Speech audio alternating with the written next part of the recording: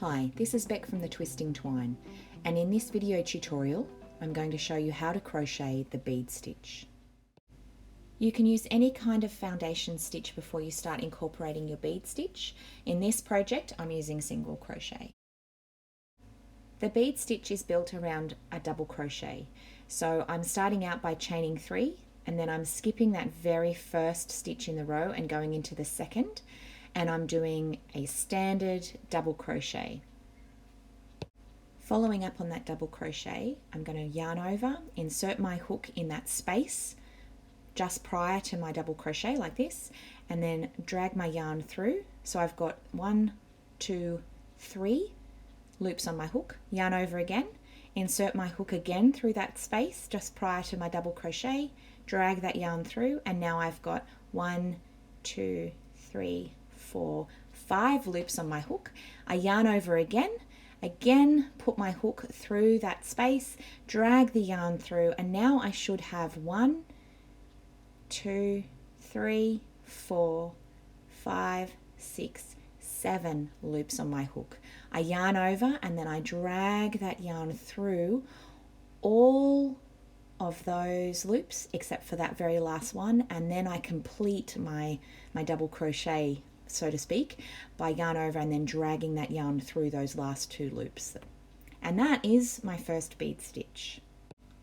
As we're preparing to do the next bead stitch in the row, we're going to skip 1 stitch and do our double crochet in the stitch directly after that skipped stitch. And we just finish off that double crochet so we can start the next part of the bead stitch. Yarn over, insert your crochet hook through that space just before your double crochet, and you'll have 1, 2, 3 loops on your hook. Yarn over again, insert your hook through, you'll have 1, 2, 3, 4, 5 loops on your hook, yarn over, crochet hook through that space, drag your yarn through, and you'll have 1, 2, 3, 4, 5, 6, 7 loops on your hook.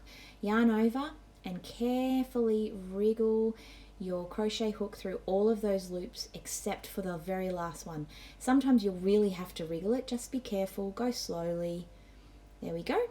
And then yarn over and then drag that yarn through that last 2 loops on your hook. So now I want you to continue with that process, skipping a stitch and doing your double crochet and then proceeding with the bead stitch itself until you get to the end of the row.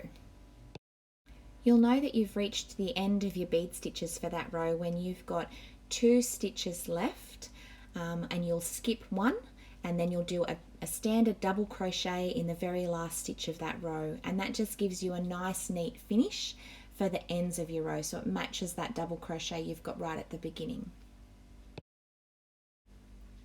Thank you for joining me in learning how to crochet the bead stitch. Please check out the other crochet patterns and stitch tutorials on this channel. And if you're looking for free crochet patterns and tutorials, head over to the Twisting Twine blog. And as always, happy crocheting!